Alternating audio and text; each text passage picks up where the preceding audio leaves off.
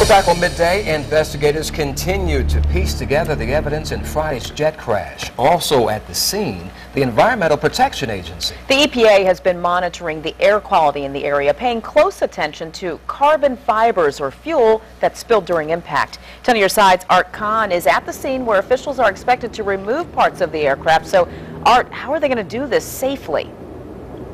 Well, you know, they're going to first, they will get the engine parts that they want to transport cut out. They will then box them up in airtight containers. Those containers will be lifted by crane, which if you look behind me, you can see the big boom from the crane. And then those containers will be placed onto a flatbed truck and then taken out of here. Now, as you mentioned, the EPA is on station monitoring the possibility of any pollutants being released into the air. Joining me now is Virginia Beach Fire and Rescue Battalion Chief Tim Riley. Chief Riley and I just got back from the site, and Chief, we were looking at some of the monitoring devices out there.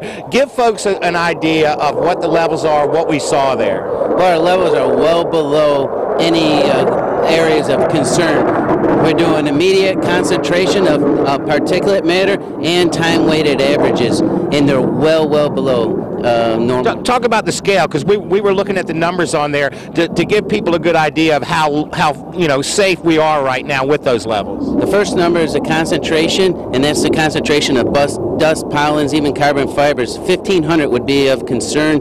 We're seeing numbers of 5, 10. The second number is our time-weighted average. Anything over 150 would be a concern. We're at 5.5. Okay, now I don't know if we can go to the video that we shot just a little while ago, if we can do that, because I want to ask you about that, Tim. I saw a lot of the fire and investigating crews coming out of there, and they're wearing white suits and masked up, and it looks pretty ominous. Tell me why they're protected like that. Well, it's a dirty scene. We just don't want to cause any cross-contaminant. We don't want our rescuers taking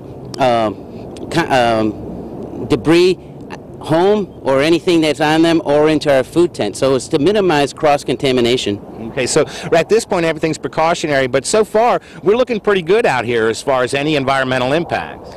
Exactly. There may be some right around the impact zone of the jet, and we'll do the proper environmental mitigation before that. We're committed for the long haul, and so is the Navy. And finally, Tim, I think it's important to point out that, as we mentioned, the EPA is the one doing this, which is a separate agency, separate from Virginia Beach Fire and Rescue, separate from the Navy even, so that we do have an independent look at what we're talking about here. Exactly. In fact, they're the regulatory commission of the environment, so there's nobody better or nobody, and they're the enforcers in the environment. Great. Thanks, Tim, for joining us today. We're going to stay here on the scene throughout the day. We'll see if these engines do get moved today. We don't know for sure if they will. I haven't heard from the Navy, but I'll tell you an indication that I had earlier that they are, and that was one of the tractors of the trucks that was, that will be moving these was brought in this morning, and I saw him back up and get into position. So I expect we're getting close to that point. We're going to remain on the scene, and we'll keep you updated as things progress. Reporting live from Virginia Beach, Art Kahn, 10 on your side.